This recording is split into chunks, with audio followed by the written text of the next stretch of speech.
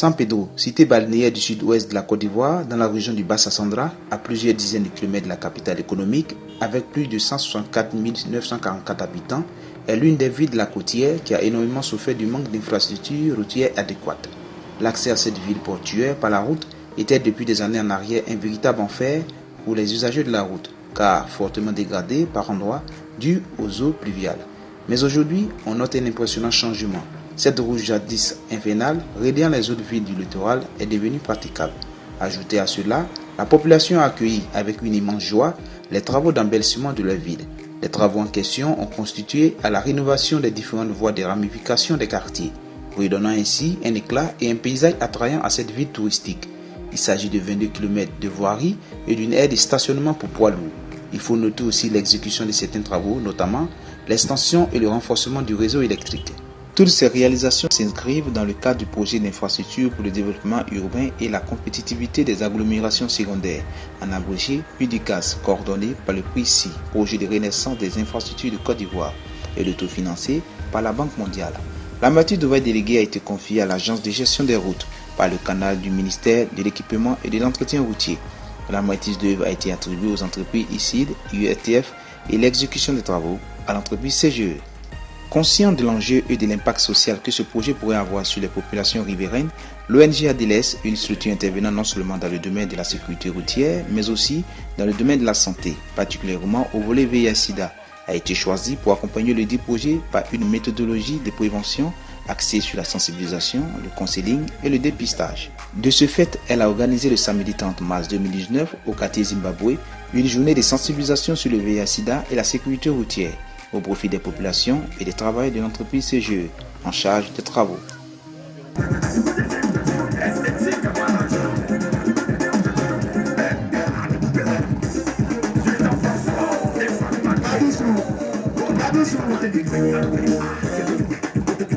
La séance a démarré sur des chapeaux de roue par une prière d'ouverture faite par l'imam Touré, délégué pour la circonstance.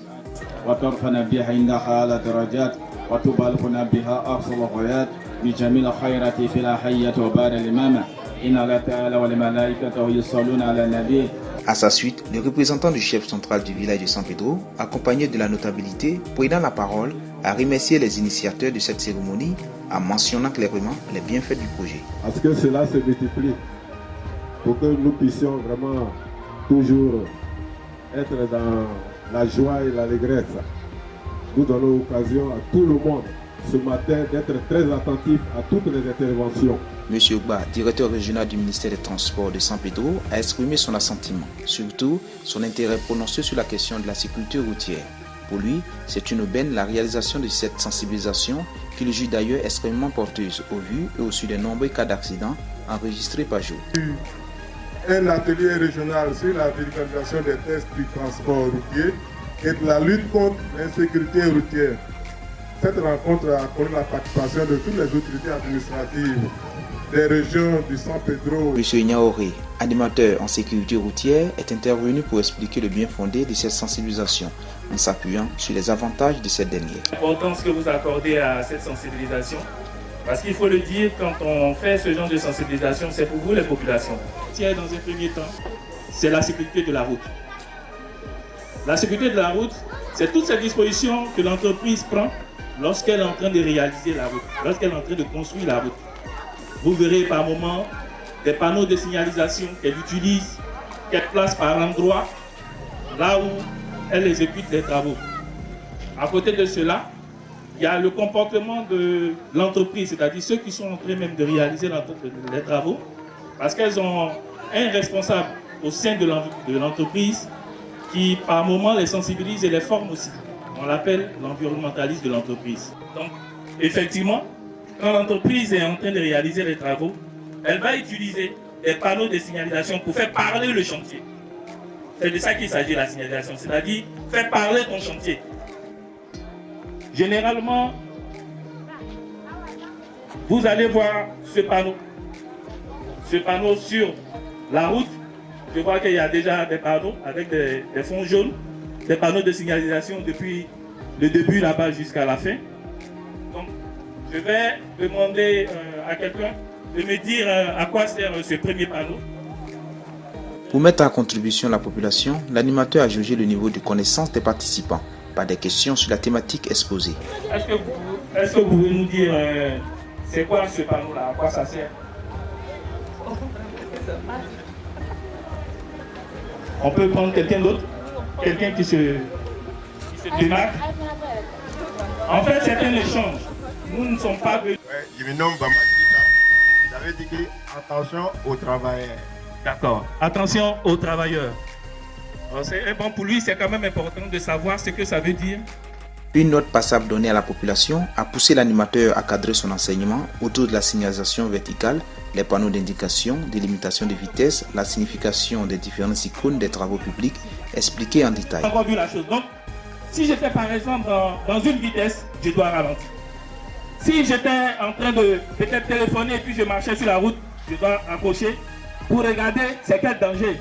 Et puis... Il faut rappeler que la majorité des accidents est due en grande partie à l'incivisme grandissant des automobilistes. Il a exhorté la population au strict respect du code de la route et de la réglementation en vigueur en matière de circulation routière. À droite. Donc il faut passer. À la suite de M. Niaoré, un autre animateur a enseigné sur les voies de contamination du VIH-Sida, la corrélation entre les IST et le VIH, les modes de prévention, les traitements ARV, la nuance séropositif sidéen, les voies de transmission possibles et impossibles du VIH, sans oublier la PTME. C'est au travers des rapports sexuels que, notamment, deux partenaires peuvent s'infecter. Pour mieux utiliser les préservatifs, il faut évidemment faire une collaboration. C'est-à-dire que la femme, autant l'homme, doit savoir utiliser. Sinon, il y aura rupture. Et cette rupture va engendrer ce qu'on ne voulait pas avoir. Durant la séance de sensibilisation, l'éducateur de pair a véhiculé des informations essentielles sur la contamination du VIH et sur les méthodes du port du préservatif à l'aide d'un phallus pour amener la population à mieux s'imprégner de la situation endémique. Dans sa mission, l'éducateur s'est fait seconder par une éducatrice de pair. Ok. C'est bien rentré? C'est bien rentré? C'est bien rentré? Ok. Si vous avez constaté, ici, il n'y a pas d'air. J'ai ici appliqué la main pour ne pas qu'il y ait là-dedans. Dès qu'il y a l'air là-dedans, ça a tendance à mettre de l'air et pendant le frottement, il va avoir des cassures. Après cette belle prestation, l'animateur s'est prêté à une série de questions pour s'assurer que les participants ont bien assimilé l'enseignement. Je voudrais savoir, une femme enceinte qui est contaminée par le VIH, est-ce que son enfant peut avoir le VIH ou bien ne pas avoir le VIH? Ok, merci. À la fin de l'enseignement, enthousiasmé, le représentant du chef, au nom de la notabilité des communautés religieuses, a remercié l'ONG ainsi que le gouvernement ivoirien pour l'effort consenti dans la réalisation et la consolidation de ces projets dans le Bassa Sandra. La sensibilisation continue et que ça soit éclaté. Franchement, nous sommes vraiment très contents. La chefferie remercie beaucoup tous les acteurs, sans exclusion. À la suite du représentant du chef, l'environnementaliste de l'entreprise CGE, en charge des travaux, a également remercié la délégation de l'ONG pour cette séance et a exhorté la population à mettre en pratique ces mesures de sécurité. Vraiment merci à vous et toute la chefferie du quartier, en tout cas de vous être mobilisés. On sent votre présence à côté de l'entreprise. On continue et on vous remercie. Il y a lieu de signaler que l'ONG ADELES, créée en 2014, livre bataille depuis 5 ans pour le bien-être des populations par le suivi social, la mise en œuvre de plans d'action de réinstallation, la sensibilisation sur le VIH-Sida et la sécurité routière. À sa tête, M. Kwame Marshall, administrateur, et regroupe en son sein une équipe composée d'hommes et de femmes engagées à freiner l'expansion du VIH-Sida en Côte d'Ivoire et outre-mer. Cette voie que nous on a trouvée, vraiment, on est très heureux parce que nos femmes, avant de quitter ici pour aller au marché, il faut aller à la Terre Rouge. Mais aujourd'hui, on a trouvé une voie qui est bitumée, vraiment, on est très content, on est satisfait et on est remercié aujourd'hui au gouvernement de nous aider avec cette voie-là. D'accord. Et ceux qui sont venus vous sensibiliser ce matin, qu'est-ce que vous dites? Bon, ceux qui sont venus nous dire, c'est très important parce qu'il nous a dit beaucoup de choses, et vraiment concerné des droits de la route et comment il faut circuler sur la route. Il nous a dit ça, vraiment, on est très satisfait pour la sensibilisation.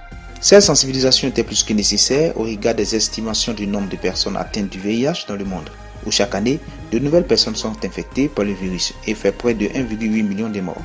Les estimations nous donnent 33 millions le nombre de personnes atteintes dans le monde et les pays d'Afrique subsaharienne concentrent 70% des personnes vivant avec le virus. Nous sommes vraiment très heureux et de passage, nous remercions beaucoup le premier magistrat de la commune.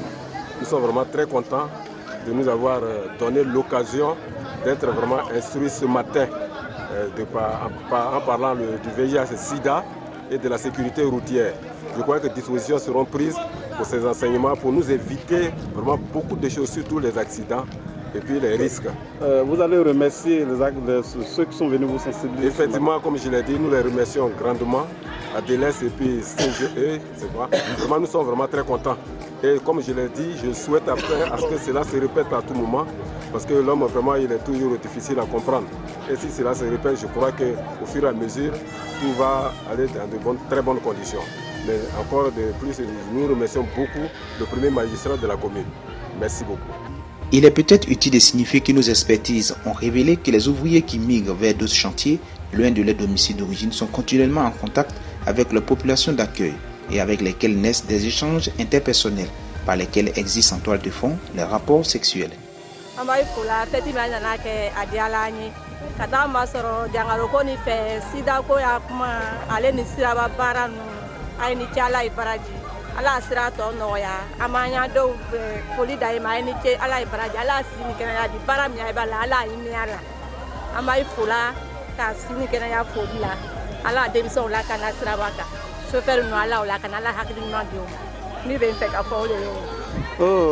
Tandis que les États et les organisations d'employeurs et de travailleurs ont chèrement acquis de l'expérience, la Banque mondiale et ses partenaires ont contribué à définir les modalités de l'action, vu les progrès réalisés et leurs limites, ainsi que l'évolution de la situation épidémiologique.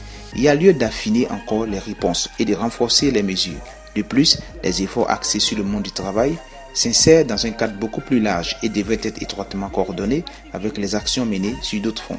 On est très content aujourd'hui que ça nous passe des choses qu'on ne savait pas pour la route. Donc on est très content pour eux. On leur souhaite bonne chance à nous tous. Merci. Malgré l'évolution prometteuse de ces dernières années, avec notamment un accès plus large à des programmes efficaces de traitement et de prévention, le nombre de personnes vivant avec le VIH continue malheureusement d'augmenter, tout comme le nombre des décès dus au sida. Vraiment, je suis heureux pour ce que nous venons d'entendre ce matin. Vraiment, c'était un bon boulot. Je suis satisfait d'avoir été informé sur certaines choses que je ne savais pas. Donc vraiment, je suis très heureux. Les efforts déployés dans la plupart des pays pour lutter contre l'épidémie ont certes permis de progresser, mais ils n'atteignent généralement qu'une partie de la population, laissant souvent de côté ceux-là même qui ont le plus besoin de prévention, de traitement, de soins et de soutien. La situation varie aussi d'une région à l'autre. Vraiment ici, très dans la joie pour ce qu'ils viennent voir, la sensibilisation. Voilà, j'aimerais remercier tous les membres pour ce qu'ils ont fait et que Dieu nous donne la santé. Merci beaucoup. C'est autour d'un repas fraternel que les participants ont communié.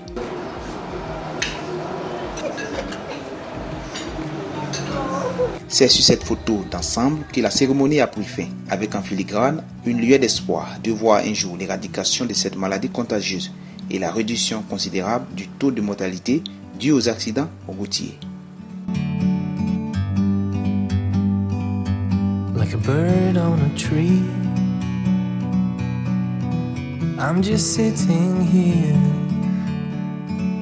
I got time, it's clear to see. From up here, the world seems small.